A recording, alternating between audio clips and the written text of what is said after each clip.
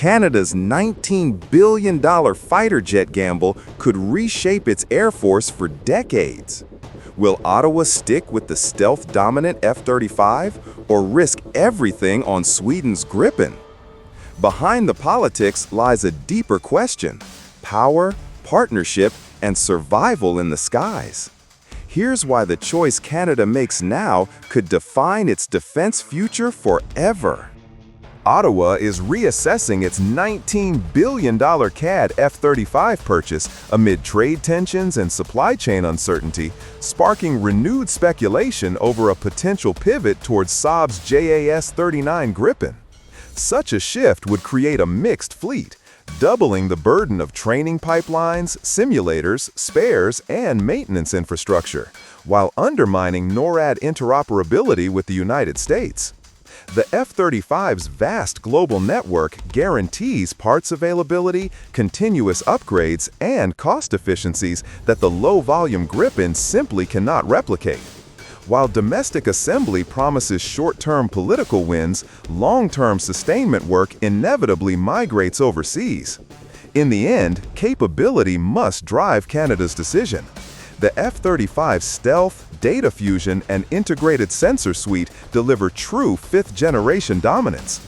Gripen E, though capable, lacks that stealth edge. For Canada's future air power and alliance commitments, completing the F-35 acquisition remains the strategic choice. Canada is still awaiting the public release of findings from a $19 billion CAD review into its contract with Lockheed Martin to acquire 88 F-35A fighters, but the conclusion should already be clear. In March 2025, Prime Minister Mark Carney ordered a reassessment of the procurement, even though Ottawa has already paid for its first batch of F-35s. The review was triggered by escalating trade frictions with Washington, concerns over U.S. supply chain reliance, and frustration about delivery delays and rising costs in the F-35 program.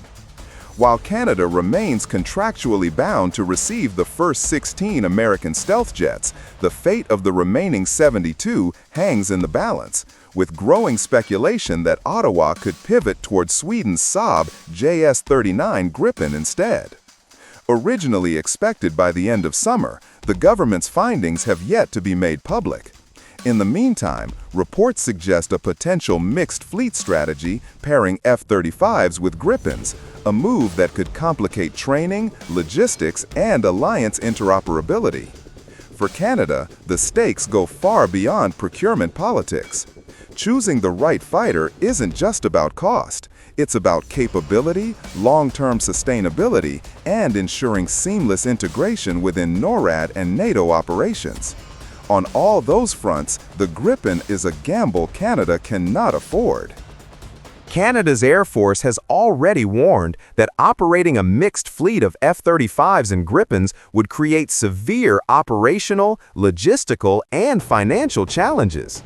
Such an approach would require two entirely separate pilot training pipelines, distinct simulators, duplicated maintenance systems, and parallel supply chains.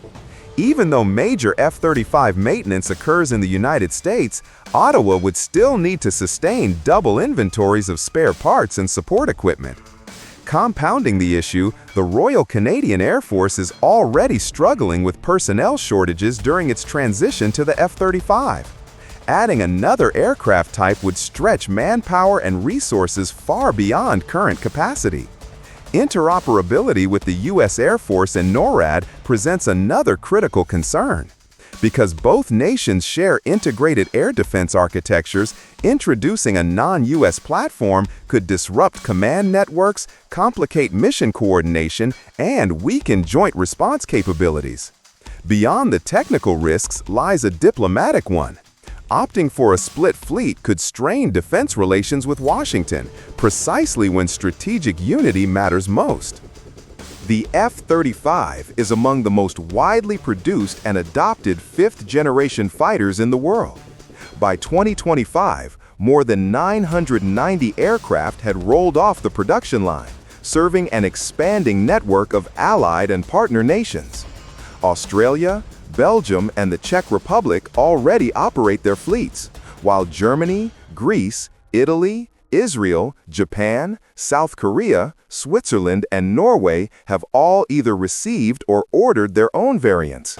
This vast global footprint drives down sustainment costs through industrial scale, ensuring robust spare parts access, streamlined logistics, and steady modernization programs for decades to come. Saab's JAS-39 Gripen, by contrast, operates on a far smaller scale. The Swedish Air Force has ordered roughly 60 Gripen E fighters for domestic service, alongside earlier variants, while Brazil's order of 36 EF models remains Saab's largest export success. Beyond that, new contracts have been limited, with most international operators relying on older Gripen CD versions. For Canada, that limited production volume carries serious strategic and economic risks.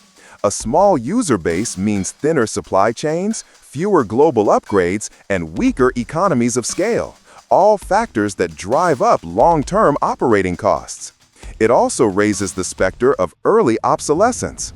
Even if Saab guarantees maintenance support for a defined period, real-world aerospace logistics rarely align neatly with projections. Sustaining low-volume aircraft over decades can become increasingly difficult and expensive. By contrast, the F-35's global ecosystem offers Canada long-term security, predictable upgrade paths, and a guarantee of parts availability that the Gripen simply cannot match. Saab's most persuasive selling point to Canada has been its pledge to assemble Gripen fighters domestically, promising new manufacturing jobs and a boost to Canada's aerospace industry. On the surface, it's an appealing proposition and could well influence Prime Minister Carney's final decision. But the reality is that such jobs would be short-lived. Once assembly concludes and the jets are delivered, most long-term maintenance, upgrades, and component production would revert to facilities in Sweden or other overseas locations. The result? Canada would gain only temporary employment benefits without the enduring industrial independence often cited as a reason to avoid the F-35 program. The F-35 advantage. The central argument for choosing the F-35 remains straightforward. It is simply the superior aircraft. As a true fifth-generation fighter, it was designed from inception for stealth, advanced sensor fusion, and internal weapons carriage, allowing it to strike in contested airspace while remaining difficult to track or engage. By contrast, Saab's Gripen E lacks stealth shaping and signature control technologies, relying instead on external weapons mounts that increase radar visibility. While capable and cost-efficient, it cannot match the survivability, situational awareness, or networked lethality of the F-35. Canada now faces a defining choice: pursue short-term political optics or commit to long-term national security.